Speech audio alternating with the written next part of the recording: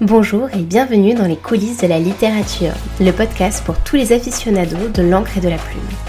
Je m'appelle Anna et je suis autrice, éditrice et passionnée de lecture depuis toujours. Dans ce podcast, je vous partage des anecdotes littéraires pour redécouvrir les chefs-d'œuvre de la littérature et leurs auteurs sous un nouvel angle, mais aussi une mise en perspective de certaines problématiques actuelles de la littérature.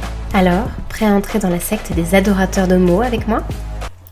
Bonjour à toutes et à tous et bienvenue dans ce nouvel épisode des Dessous de la littérature. Plus précisément, nous nous retrouvons aujourd'hui pour le deuxième épisode des brouillons d'auteurs. Chaque mois, j'explore avec vous la méthode d'écriture d'auteurs et autrices illustres qui ont marqué notre littérature classique pour découvrir leur procédé d'écriture. En janvier, je vous parlais ainsi de la méthode d'écriture de Jean-Paul Sartre qui avait adopté une routine très méthodique. Ces brouillons reflétaient ainsi un processus quasi automatisé comme un ordinateur moderne avec traitement de texte. Or, cette semaine, nous allons nous pencher sur un auteur dont la méthode d'écriture était aux antipodes, celle de Victor Hugo. Celles et ceux qui me connaissent savent que je voue une sorte d'adoration pour le grand, l'éternel, le sublime Victor Hugo, ce colosse de la littérature française. Et puis, d'ailleurs, je vous en ai déjà parlé de Victor Hugo, ici même, en vous parlant de sa période durant laquelle, sur l'île de Jersey, il s'était donné corps et âme au spiritisme, pensant pouvoir communiquer avec sa fille Léopoldine, qui venait de mourir. D'ailleurs, pour ceux qui ne l'auraient pas encore écouté, je vous mettrai le lien de l'épisode en dessous, en description du podcast. Bref, comme tous les jeudis, et pour les retardataires qui ne connaîtraient pas encore la bio de Victor Hugo par cœur, on commence par la partie biographie. Notre passionnant Victor est né le 26 février 1802 à Besançon.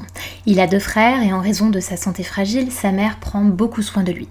Rapidement, la famille déménage à Paris, mais effectuera également de nombreux séjours en Italie et en Espagne, en raison de la carrière militaire de son père.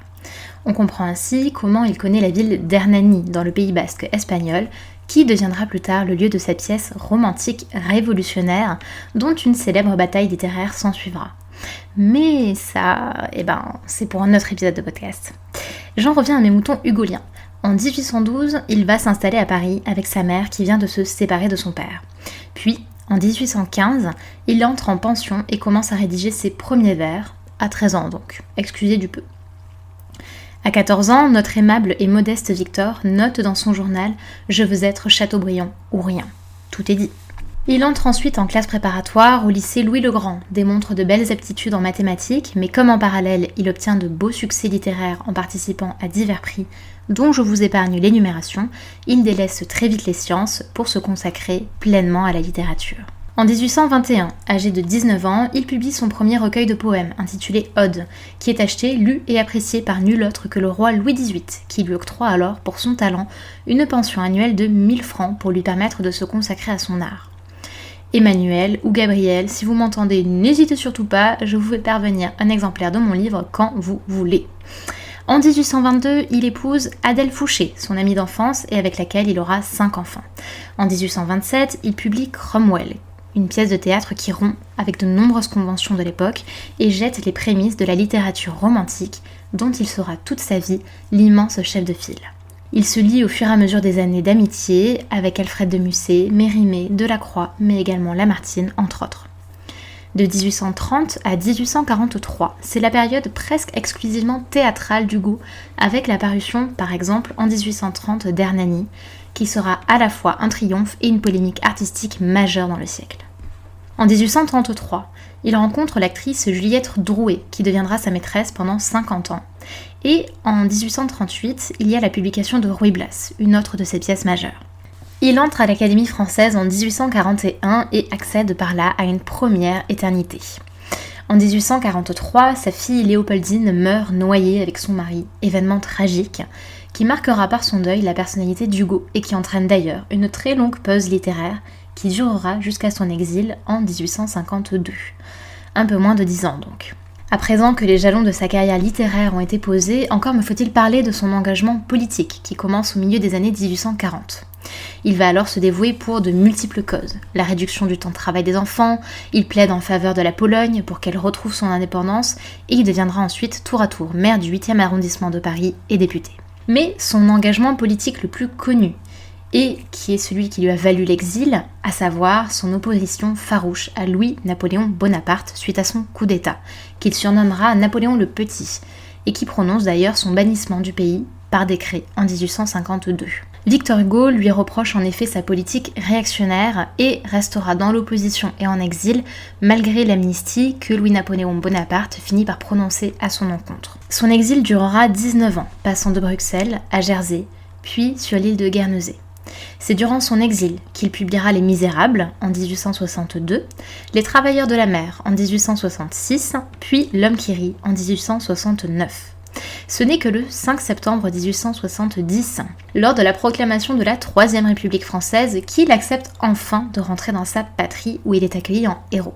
Il assistera alors à la Commune de Paris qui lui inspirera en partie son roman 93. En 1876, il est élu sénateur et œuvre pour l'amnistie des communards dont il avait farouchement désapprouvé la répression.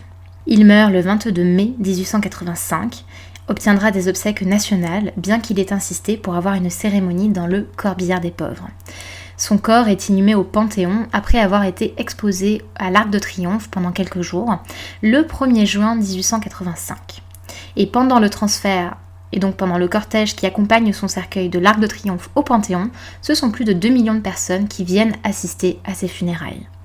Il est alors déjà considéré comme l'un des plus grands monuments de la littérature française. Bref, cette première partie biographie était un peu longue, mais en même temps, il y a tant à dire sur sa vie. Cela étant, promis, j'en reviens au sujet du jour, à savoir sa méthode d'écriture. Et là, ce qui est magnifique, c'est que Hugo n'écrit qu'écriture. Et ce n'est d'ailleurs pas pour rien qu'on le surnomme l'homme océan. Dès lors, pour lui, écrire, à l'opposé de Sartre et de sa routine un peu huilée, on va dire, c'est écrire en toutes circonstances, de jour comme de nuit, toujours, surtout et n'importe quoi, de manière obsessionnelle. C'est ainsi que tout carnet ou toute feuille volante est bonne à prendre. Il les dispose de manière à ce qu'elles soient constamment accessibles. Par exemple, sur l'île de Jersey, il en avait toujours près de son lit des espèces de feuilles volantes de papier qui étaient disposées à même le plancher pour pallier à quelques inspirations nocturnes. Dès lors que l'écriture se fait de manière compulsive et désordonnée, cela implique qu'un roman ou un poème peut s'écrire de différentes façons. D'abord par petites touches, c'est-à-dire avec une organisation progressive, en assemblant différents fragments pour lesquels Hugo ne sait pas forcément s'ils vont rester au même endroit, ni s'ils vont servir à l'histoire, il va peut-être même d'ailleurs les enlever, ou bien de manière un peu plus obstinée, comme pour sa rédaction de certains de ses romans où il refusait tout net de s'habiller. C'est une méthode assez peu conventionnelle, mais rester entièrement nu lui permettait alors de s'astreindre à rester à l'intérieur toute la journée pour écrire, et ce, jusqu'à épuisement, pour ne pas céder aux envies de sortie, de mondanité ou autres interruptions dans sa vie d'écrivain. Si on se penche un peu plus maintenant et qu'on examine les brouillons d'Hugo plus en détail, ce qui frappe, c'est l'importance des marges, car ces marges lui permettent des remaniements, des additions ultérieures qui s'assurent d'une sublime liberté dans l'écriture.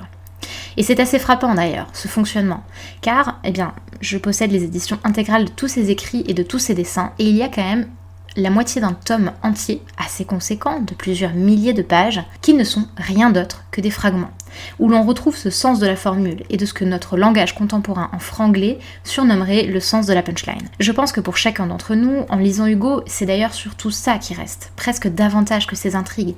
C'est cette force dans le verbe, cette énergie du langage qui rend de ses écrits universels et inépuisables. J'avais d'ailleurs une prof en prépa qui avait admirablement résumé la chose. Finalement, quoi qu'on en dise, on ne peut jamais faire totalement le tour de son œuvre, et malgré tout, même quand au bout d'un moment on en a un petit peu marre de ce sens de la formule, de cette emphase dans le verbe, on en revient toujours à Victor Hugo. Je précise que d'ailleurs, le fait d'en avoir marre, ça la concernait surtout elle. Moi, je reste subjuguée, quel que soit le nombre de fois où je le lis, et où je relis ses œuvres, mes œuvres préférées, je suis toujours autant sous le charme. Bref, peu importe.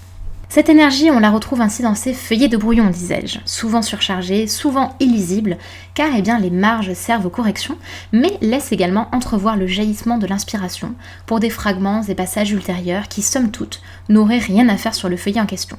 Et comme Hugo était également un très bon dessinateur, ça commence à devenir franchement agaçant d'avoir autant de louanges et autant de génie créatif, il lui arrivait régulièrement de faire des esquisses sur ses brouillons pour dessiner, pour représenter des lieux, pour représenter des personnages qu'il avait en tête, pour faire une pause dans l'écriture ou tout simplement pour se représenter visuellement ce qu'il voulait ensuite mettre en mots. Et voilà pour l'histoire des brouillons d'Hugo.